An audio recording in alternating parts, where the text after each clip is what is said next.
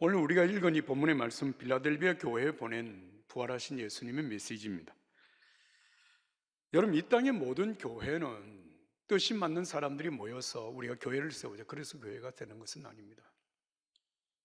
마태복음 16장 18절의 말씀은 이렇게 기록합니다. 내가 이 반석에 내 교회를 세우리니 음부의 권세가 이기지 못하리라. 따라서 합시다. 내 교회를 세우리라. 여기 내가 누굽니까? 예수님이십니다. 교회는 예수 그리스도께서 세우시는 예수님의 교회입니다. 그래서 이 교회는 예수님이 머리가 되시고 이 교회에 속한 모든 믿음의 사람들은 그 몸의 지체가 된다라고 하는 것이 성경의 소중한 가르침입니다. 때문에 이 교회는 여러분 그 누구에 의해서 좌지우지되는 것이 아니라 예수님에 의해서 여러분 교회는 교회 된다는 것을 믿으시면 아멘 합시다. 그렇습니다. 그런데 이 땅 위에 예수님이 오시고 예수님을 통해서 교회가 세워지고 이 예수님과 그리고 주님의 몸된 교회를 통해서 구원의 역사가 이루어지는 것에 대해서 가장 싫어하는 존재가 있습니다. 누군지 아십니까? 사탄입니다. 어둠의 세력입니다. 여러분, 이 말은 무슨 말인가 하면 여러분, 빛이신 예수님이 이 땅에 오시기 전에는 어둠이 일상이었습니다. 어둠이 당연한 것으로 그렇게 사람들이 생각을 했던 것인데, 빛이 오고 난 이후에 그 빛 앞에서는 어두움이 잘못이고 죄악이라고 하는 사실이 노출됩니다. 그러니까 죄악에서 돌이키지 않으면 여러분, 빛 대신 예수 그리스도, 빛은 그야말로 대적할 수밖에 없는 대상이 되는 것입니다. 기독교 역사를 보면 예수님이 이 땅에 오셨다고 하는 사실이 알려진 그때에 최초로 예수님을 없이 하고자 하는 강력한 대적의 역사가 일어났습니다. 그것은 바로 헤롯 대왕을 통해서 이루어진 것입니다. 예수님이 태어났다고 생각되는 베들레헴을 기점으로 해서 그 주변에, 인근 주변에 태어난 모든 어린아이들을 다 죽였습니다. 예수님을 죽이기 위해서였습니다. 여러분, 예수님께 세례를 받으시고 40일 금식 기도를 하신 이후에 사탄에게 시험을 받으신 사건이 마태복음 4장에 기록이 되어져 있는데, 그 시험은 우리가 알고 있는 세 가지 아닙니까? 하나는 돌로 떡을 만들어 먹어라, 두 번째는 성전 꼭대기에서 뛰어내려라, 세 번째는 내게 경배하라, 그래야 하면 천하만국의 영광을 다 내게 주겠다고 하는 사단의 회유, 사단의 시험이었습니다. 우리는 이 사실을 읽으면서 예수님이 사탄에게 시험을 받으셨구나, 이런 정도로 우리가 생각을 하겠지만, 사실은 이 사탄의 시험은 메시아를 근본적으로 흔들고 뒤집는 엄청난 사건입니다. 이런 겁니다. 내가 메시아로서 이 세상에 왔다면 내 스스로 배고픔의 문제 하나도 해결하지 못하면서 무슨 메시아냐라고 하는 도전입니다. 내 문제 하나 해결하지 못하는 인간이 무슨 세상을 구원하기, 말도 안 되는 소리다, 이런 얘기고, 두 번째, 메시아가 되려면 사람들의 지지를 받고 박수를 받아야 그 일을 할 수 있지 않겠느냐. 그러니까 수많은 사람들이 모여있는 성전 꼭대기에 올라 성전에서 뛰어내려. 그래서 네가 정말 메시아로서 위대한 존재라고 하는 사실을 사람들에게 인식시키라고 하는 말입니다. 세 번째 시험은 적어도 메시아로 세상을 구원하려면 세상적인 권력과 힘과 능력이 있어야 되지 않느냐는 거예요. 그 능력을 원한다면 나에게 경배하라, 그러면 그 모든 것을 내게 주겠다고 하는 것이 사탄의 유혹 시험이었습니다. 여러분, 예수님은 그 모든 시험을 하나님의 말씀으로 그리고 기도로 이겨내셨습니다. 하나님의 말씀과 기도로 여러분들 어떤 시험도 이겨낼 수 있습니다. 이겨내시기를 바랍니다. 그러나 예수님에게 대한 이런 사탄 악한 영의 도전은 거기서 끝나지 않습니다. 예수님이 공생의 메시아로서의 사역을 하는 동안에 여러분, 당시의 최고의 종교의 권력자들, 대제사장, 장로, 바리새인, 서기관들이 총동원이 되어서 예수님을 대적했습니다. 끊임없이 대적했습니다. 뿐만 아니라 마지막에 예수님을 신성모독죄로 정죄를 하고 예수님을 십자가에 못 박아 죽였습니다. 자, 여러분, 세상적으로 보면 예수님의 사역은 이미 끝난 것입니다. 예수님을 따랐던 제자들마저도 이제는 예수님을 따르는 것을 포기하고 다 뿔뿔이 흩어졌습니다. 끝난 줄 알았습니다. 그런데 여러분, 실제적으로 구원의 역사, 하나님의 나라의 역사는 거기서부터 시작이 되었습니다.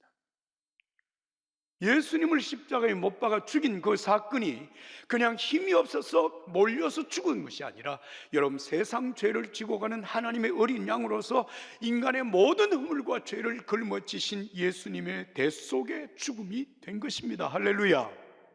뿐만 아니라 예수님이 사흘 만에 부활하심으로 예수 그리스도 안에서 영원한 생명이 믿음의 사람들에게 주어졌고, 여러분, 그 영원한 생명을 누리는 사건이 이루어진 것입니다. 뿐만 아니라 예수님이 약속하신 볼지어다 세상 끝날까지 내가 너희와 항상 함께 있으리라고 하시는 예수님의 그 약속은 성령의 강림으로 말미암아 여러분, 사도들과 제자들에게 이루어졌고, 그 성령의 강림으로 인하여서 교회가 세워지게 된 것입니다. 참으로 놀라운 일입니다. 그렇기 때문에 교회는, 여러분, 이런 하나님의 역사 속에 세워져 있기 때문에 교회는 어떤 경우에도 흔들리거나 무너지지 않습니다. 단 한 가지 경우에 교회는 무너지고 소멸됩니다. 언제입니까? 바이러스 19가 창궐할 때입니까? 코로나19가 창궐할 때가 아닙니다. 교회가, 그리고 그리스도인들이 스스로 타락하여 스스로 죄악 가운데 매몰이 되어질 때 교회는 끝납니다. 그렇지 않은 한, 여러분, 어떤 세상에 박혀도 어떤 경우에도 교회를 여러분 소멸시킬 수가 없습니다. 기독교 역사를 보면 그 사실을 우리가 명확하게 알게 되는 것입니다. 박해를 통하여서 여러분, 교회는 더 강해지고, 박해를 통하여서 교회는 더 정결하게 되어지고, 교회를 교회답게 세워가시는 하나님의 역사가 이루어지는 것을 믿으시기 바랍니다. 하나님이 그렇게 하시는 거예요.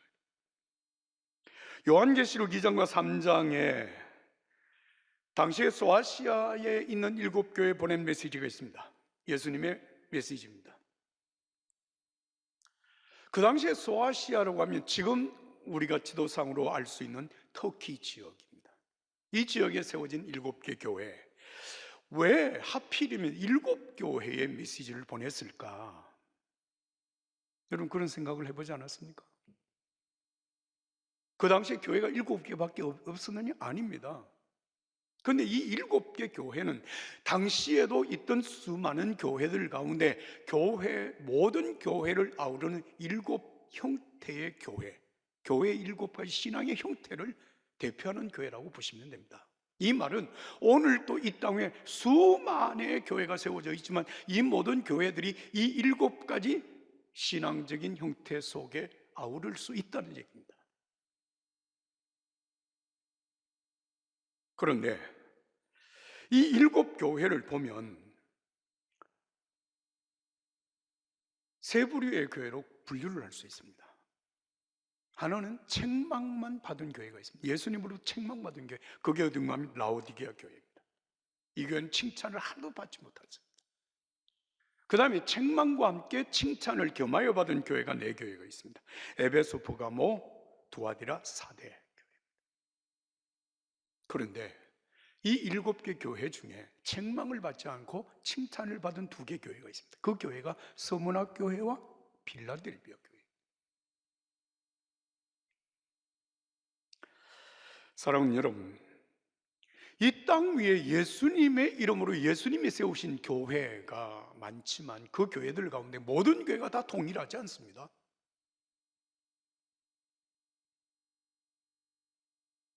나는 우리 종교교회가 하나님 앞에, 예수님 앞에 칭찬받는 교회가 되기를 간절히 소원합니다.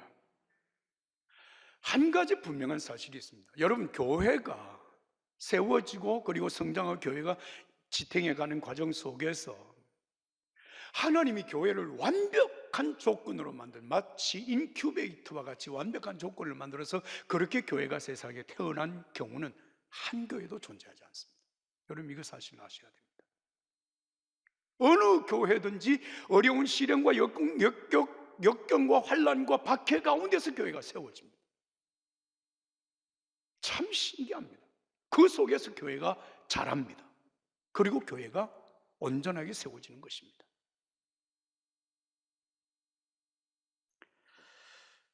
여러분, 어떤 교회도 여기에 예외가 아닙니다. 빌라델비아 교회가 세워졌을 때 그 당시의 시대적인 정황을 세 가지로 요약을 하면 이렇습니다. 헬라의 혼합 종교가 아주 득세를 하고 있었습니다. 여러분, 혼합 종교라고는 의미를 아십니까? 꼭 예수 믿어야 구원받는 그런 얘기.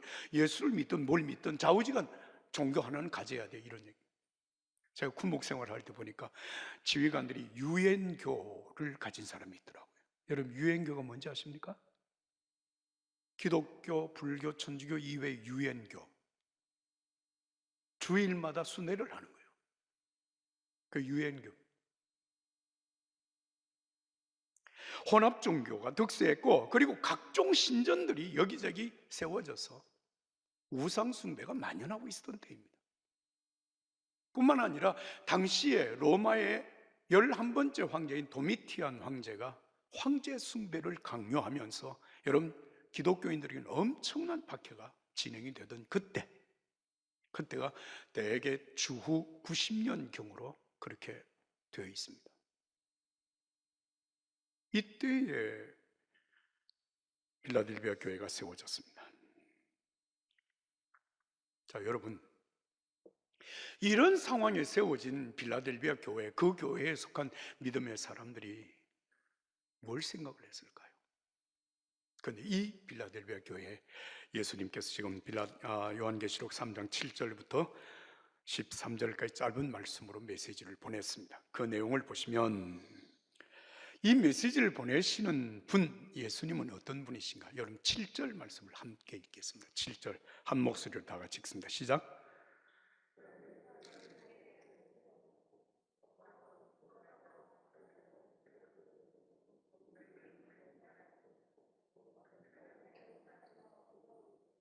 네.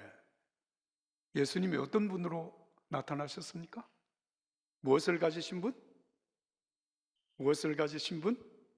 다윗의 열쇠를 가지신 분. 다윗의 열쇠는 뭐냐?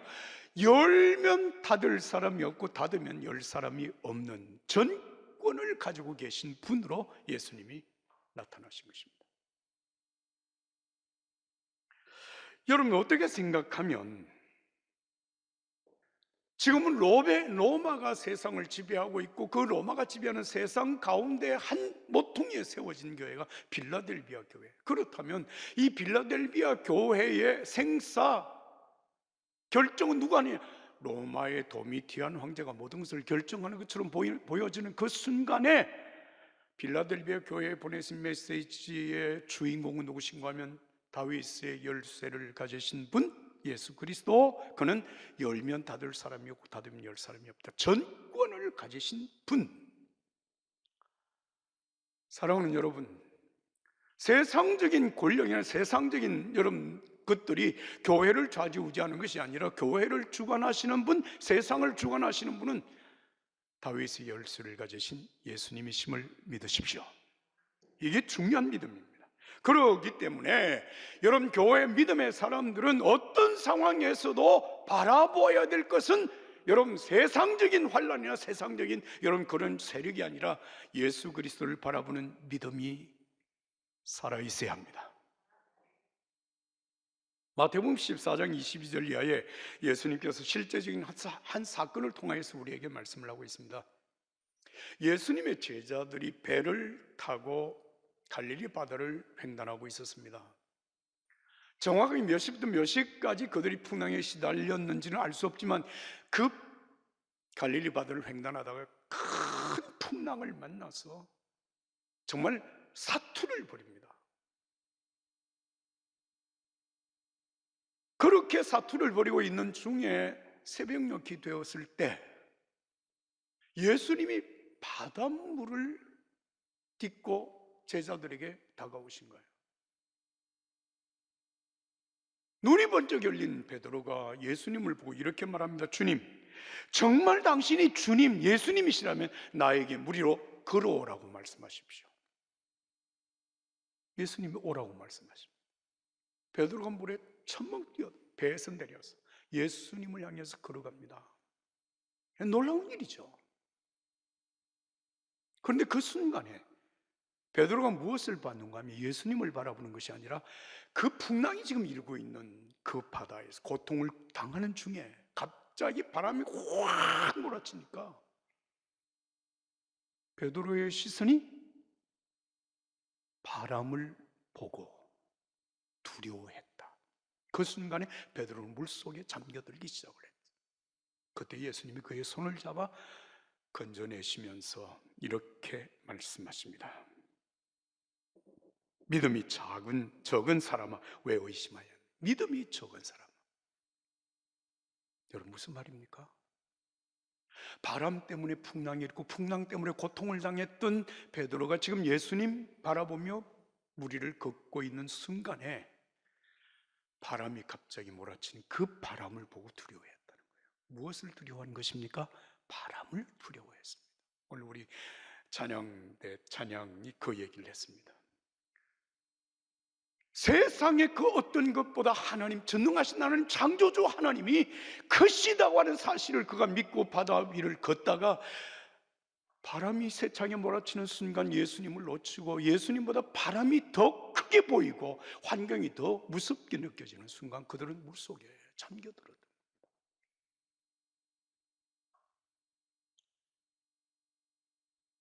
여러분, 이 사건을 통해서 예수님 우리에게 무엇을 말씀하시는 것일까요? 바람을 보고 두려워하지 말고 믿음의 주여 또 님께 하시는 이 예수님을 바라보라는 것입니다. 사랑하는 여러분, 제가 묻겠습니다. 여러분들을 죽음과 죄와 죽음에서 구원하여 하나님의 자녀 삼아주신 분이 누구십니까? 많은 역경 속에서도 오늘까지 여러분들을 도와주신 분이 누구십니까? 어떤 상황 속에서 여러분과 세상 끝날까지 함께 하시는 분은 누구십니까? 여러분의 생사화복을 주관하시는 분은 누굽니까?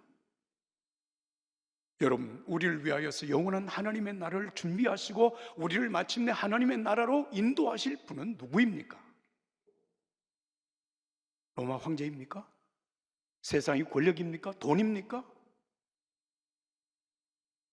예수님이라고 하는 사실을 믿으시면 크게 한번 아멘 합시다. 예수님을 바라보라는 겁니다. 다윗의 열쇠를 가지신 예수님, 열면 닫을 사람이 없고 닫으면 열 사람이 없는 그 예수님이 우리에게 말씀을 하시는 것입니다. 자, 여러분, 그 예수님이 빌라델비아 교회를 칭찬하고 인정하시면서 축복하신 말씀이 8절입니다. 여러분, 8절 말씀을 큰 목소리로 읽겠습니다. 다 같이 읽습니다. 볼지어다 내가 내 앞에 열린 문을 두었을 때 능히 닫을 사람이 없으리라.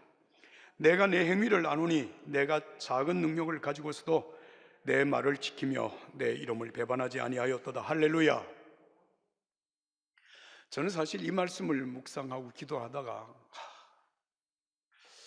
내가 주님 앞에 설 때, 아니 우리 종교계가 주님 앞에 다 섰다고 가정을 할 때 이 말씀으로 칭찬을 받을 수 있다면, 인정을 받을 수 있다면 얼마나 좋을까를 생각을 했습니다.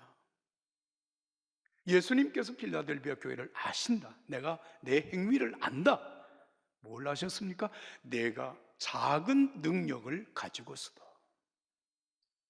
내 말을 지키고 내 이름을 배반하지 아니하였다라고 하는 말씀을 하셨습니다. 여기에서 작은 능력이라고 하는 상대적으로 무엇을 얘기하는가 하면, 여러분, 우리 교회는 금년에 120년 역사를 지금 달려왔습니다만 이 빌라델비아 교회는 이 지금 말씀을 받는 그때 교회가 세워진 지 얼마 되지 않은 때입니다. 교회 역사가 일천하고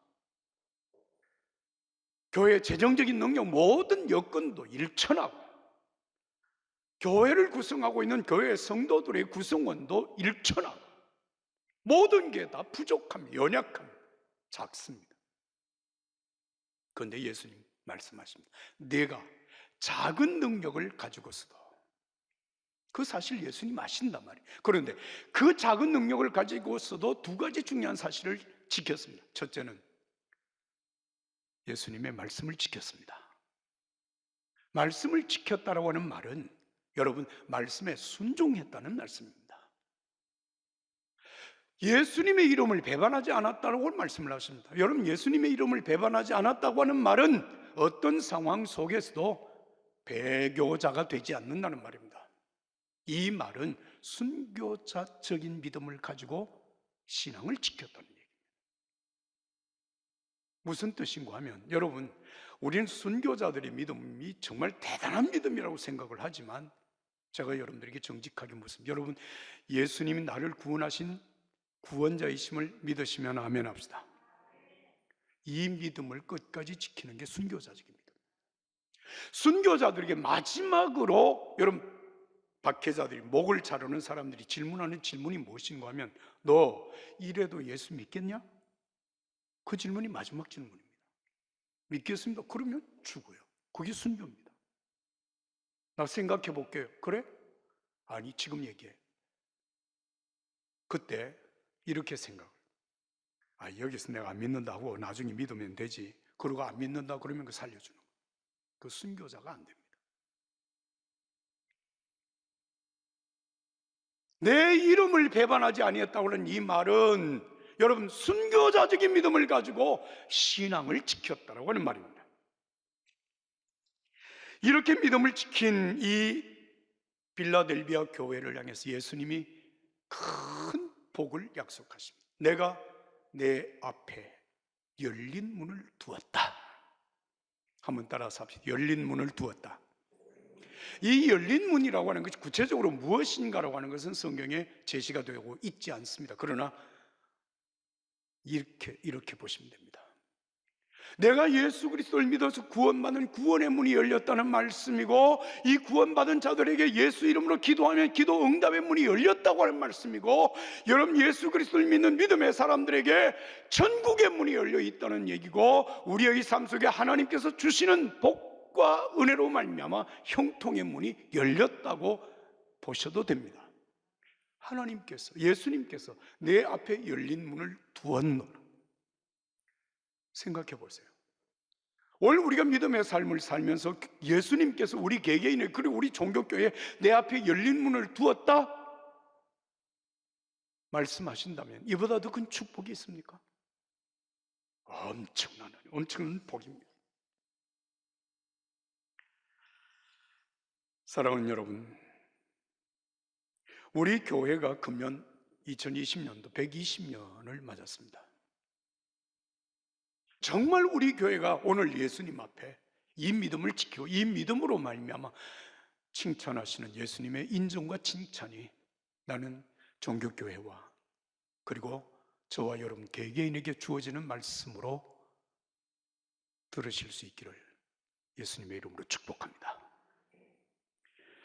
여러분, 우리 교회가 120년을 맞이하면서 하나님 앞에 120년을 어떻게 우리가 지켜야 할 것인가, 그래서 벌써 몇 달 전부터 120주년 기념사업위원회가 구성이 되고, 그동안 정말 기도하면서 세 가지를 준비했습니다. 하나는 어제, 종교교회 어제 역사를 정리하는 일, 이번에 할 것입니다. 하고 있습니다. 두 번째, 오늘 지금까지 인도하시고 지금도 함께 하시는 하나님을 찬양하는 일을 할 것입니다. 그 다음에 세 번째는 앞으로 우리가 복음에 빚진 마음으로 복음을 전하고 선교하는, 특별히 네팔에 학교를 건축해서 여러분 사람들에게 정말 하나님의 말씀을 가르치는 그런 역사를 이어갈 것입니다. 작은 능력을 가지고도 말씀을 지키고 예수님의 이름을 배반하지 아니한 빌라델비아 교회에게 열린 문을 두었다 말씀하시는 이 주님의 복이 우리 모두에게 있기를 예수님의 이름으로 축복합니다.